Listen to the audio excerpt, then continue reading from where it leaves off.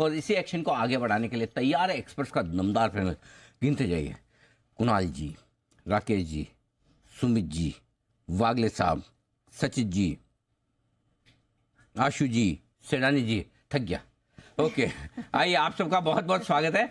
Alright, चलिए एक BTST सचित जी के लिए बिगुल के साथ।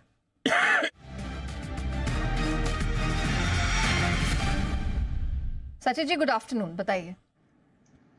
Good afternoon Neha, good afternoon ji, good afternoon to all the panelist. यहाँ पर ना जिस तरीके से मार्केट प्लेस्ड है, यहाँ पर एक मुझे लग रहा है लॉन्ग शॉर्ट का कॉम्बिनेशन रखना चाहिए। तो यहाँ पर दो ट्रेड्स यहाँ पर आइडेंटिफाई हुए थे। On the long side already इसने थोड़ी सी रफ्तार पकड़ ली है। स्टॉक का नाम है भारत फोर्ज। प्रीवियस 2 दिन के जो रेजिस्टेंस थे अराउंड 1170 के आसपास के, ये इसने कॉन्फिडेंटली ब्रेक किए हैं। एंड जिस तरीके से डेटा अभी फिलहाल प्लेस्ड है, मुझे लग रहा है 1240 तक ये मोमेंटम एक्सटेंड हो सकता है। तो यहाँ पर आपको खरीदारी करनी है भारत फोर्ज के फ्यूचर्स में।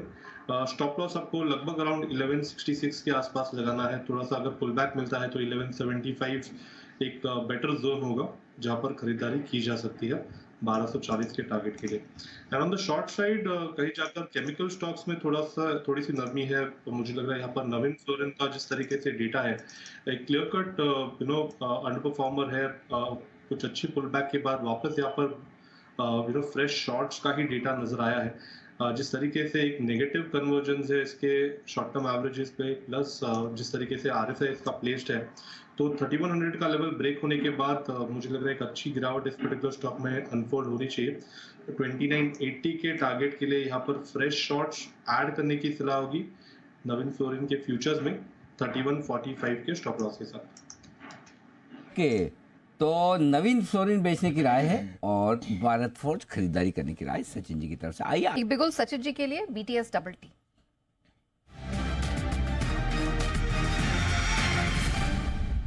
बताइए सचित जी।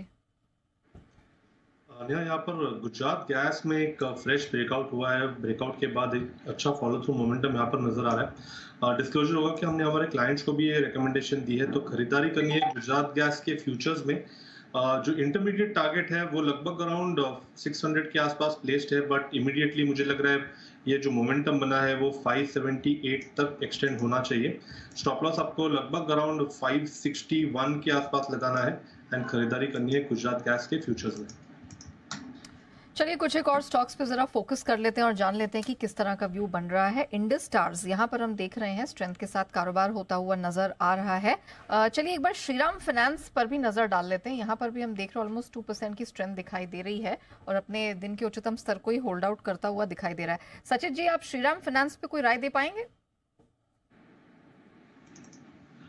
काफी स्ट्रॉन्ग चार्ट स्ट्रक्चर रहा है। इनफैक्ट रोलर डेटा पे भी काफी संकेत अच्छे थे कि एक अच्छा जो ऑस्किलेटिंग बैंड था 2450 से लेके 2250 का, वो कहीं जाकर मैच्योर हो चुका था एंड उसी की ये फॉलो थ्रू एक्शन यहाँ पर नजर आ रही है। पैटर्न की लिहाज से टारगेट लगभग अराउंड 2700 के आसपास प्लेस्ड है। तो मुझे लग रहा है ये जो खरीदारी का जो ट्रेंड है, आई थिंक वो ये सीक्वेंस कंटिन्यूड ही रहनी चाहिए। तो अगर किसी की एग्जिस्टिंग लॉन्ग पोजीशन है तो 2490 के ट्रेलिंग स्टॉप लॉस के साथ इसे होल्ड करने की सलाह होगी। थोड़ा सा अगर कंसोलिडेशन होता भी है तो आई थिंक वो एक हेल्दी साइंस होंगे इस ओवरऑल स्ट्रक्चर के लिए। तो आई थिंक यहाँ पर अपॉर्चुनिटीज ढूंढने चाहिए फर्दर लॉन्ग्स के 2700 के टारगेट के लिए। ओके, कुछ मौके मिल सकते हैं, लेकिन अगर पोजीशन है तो बिल्कुल बने रहिए। का वक्त है। विशेष धन्यवाद कुणाल जी, राकेश जी, वागले साहब और सुमित जी का, और उतना ही विशेष धन्यवाद जय ठक्कर साहब, सच्चिदानंद उत्तरकर जी और सिद्धार्थ सेनानी साहब और आशु मदान साहब का भी बहुत बहुत शुक्रिया।